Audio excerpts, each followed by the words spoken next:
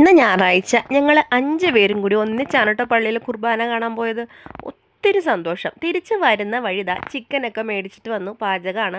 ഈ രാവിലെ വെക്കുന്ന ഒരൊറ്റ ചിക്കൻ കറിയിൽ ഞങ്ങളിന്ന് വൈകുന്നേരം വരെ ഓടും കേട്ടോ. ഉച്ചയ്ക്ക് ചോറിന് ചിക്കൻ കറി, രാത്രി കഞ്ഞിക്കും ചിക്കൻ കറി. അപ്പം നമുക്കിന്ന് അങ്ങനെ അങ്ങ് സമാധാനിക്കാം. രാത്രിയാകുമ്പോൾ ഞാൻ വല്ല പപ്പടോ അല്ലെങ്കിൽ അതിൻ്റെ ഒരു കുഞ്ഞു തോരനോ ഉണ്ടാക്കും. ചിക്കൻ കറി വെക്കാൻ ചിക്കൻ മസാലയില്ല, ബീഫ് മസാലയുണ്ട്, ഗരം മസാലയുണ്ട്. ഇത് രണ്ടും കൂടിയിട്ട് എങ്ങനെയെങ്കിലുമൊക്കെ അഡ്ജസ്റ്റ് ചെയ്ത് വെക്കാമെന്ന് പറഞ്ഞപ്പോൾ എനിക്ക് ചിക്കൻ മസാല തന്നെ വേണമെന്ന് പറഞ്ഞിട്ട് ചിക്കൻ മസാലയും മേടിച്ചിട്ട് വന്നതാണ് ആ കണ്ടത്.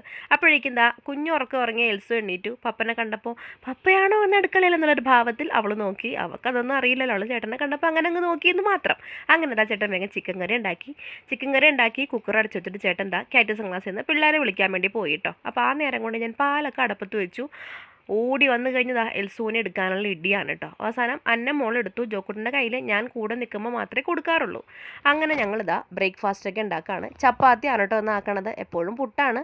മോളിതാ പുറകെ വന്നിട്ട് ഇങ്ങനെ ഇടയ്ക്ക് കെട്ടിപ്പിടിക്കുന്ന ഒരു പരിപാടിയുണ്ട്. ഒരു ഉമ്മയൊക്കെ തരും. ഇച്ചിരി സ്നേഹമൊക്കെ കൂടുമ്പോൾ കാണിക്കുന്നതാണ്. അങ്ങനെ ചിക്കൻ കറിയൊക്കെ കഴിച്ച് രാവിലെ ഇതാ കിടന്നുറങ്ങാണ്. രാത്രി കളി കാണണ്ടേ.